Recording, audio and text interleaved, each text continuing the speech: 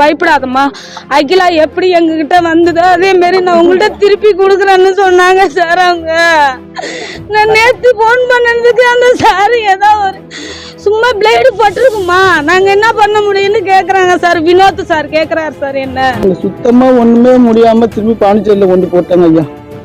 இங்க போகும்போதே பாத்துங்க ஐயா, இங்கே எல்லாத்தையும் முடிச்சுட்டு தான் அங்க அனுப்பி விட்டாங்க. ஒரு சொல்ல படம்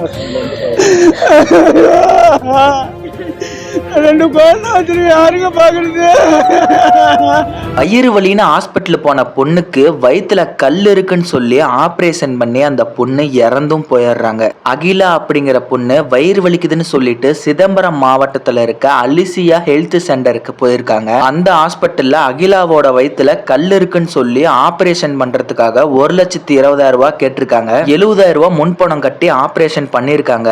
ஆனா அந்த பொண்ணு இப்போ இறந்துட்டாங்க. இறந்ததுக்கு என்ன காரணம்னு கேட்டா, பிளேடு வயிற்றுல பட்டிருக்கோம், அதுக்கு நாங்க ஒன்னும் பண்ண முடியாதுன்னு அலட்சியமா பதில் சொல்லியிருக்காங்க. இப்போலாம் மக்கள் ஹாஸ்பிட்டலுக்கு போறதுக்கு தான் பயப்படுறாங்களே.